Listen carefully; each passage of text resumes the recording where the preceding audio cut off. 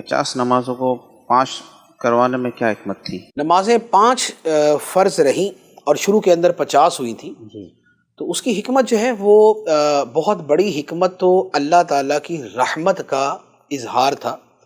کہ اللہ تعالیٰ چاہتا تو 50 کا ہی حکم دیتا، مالک ہے، حاکم ہے، چاہتا تو 50 ہی کا حکم دیتا کہ 50 ہی پڑھنی ہے، کم نہ کرتا۔ بالکل اللہ تعالیٰ چاہتا تو 50 سے کم نہ کرتا، وہ احکم الحاکمین ہے بالکل اور حاکم اپنی اتھارٹی کو پورا کرواتا ہے، لیکن وہ حاکم کے ساتھ جو ہے فضل فرمانے والا بھی، لہذا اس نے حکم بھی دیا ساتھ میں فضل بھی فرمایا، تو اس کی شان حاکمیت بھی ظاہر ہو گئی اور شان ذو فضل علی العالمین وہ بھی ظاہر ہوگی، تو اس نے اپنی وہ کرم نوازی بھی ظاہر کر دی۔ ایک بات، دوسرا اسی میں نبی پاک صلی اللہ تعالیٰ علیہ وآلہ وسلم کا اللہ کی بارگاہ میں جو مقام و مرتبہ ہے وہ ظاہر ہوا۔ کیسے؟ اس وقت 5 فرض ہیں، دنیا کے مشرق سے لے کر مغرب تک کے سارے انسان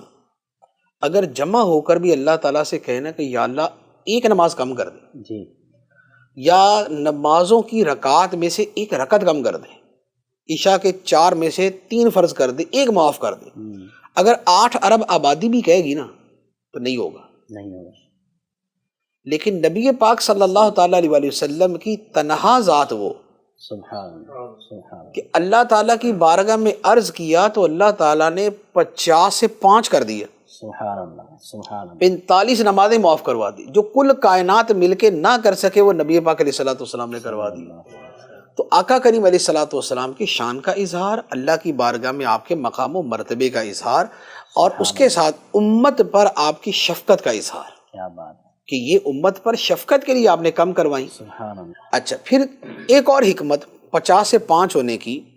وہ ہے حضرت موسیٰ علیہ الصلوۃ والسلام کا اس امت کے ساتھ شفقت اور محبت فرمانا، کہ انہوں نے درخواست کی، انہوں نے نبی پاک علیہ الصلوۃ والسلام کو عرض کیا اور ان کی درخواست پہ سرکار علیہ الصلوۃ والسلام نے نمازیں کم کروائی، تو یہ حضرت موسیٰ علیہ الصلوۃ والسلام کا اس امت کے اوپر احسان بھی ہے اور اس امت کے ساتھ ان کا پیار بھی ہے، تو یہ اس کا بھی اظہار ہے۔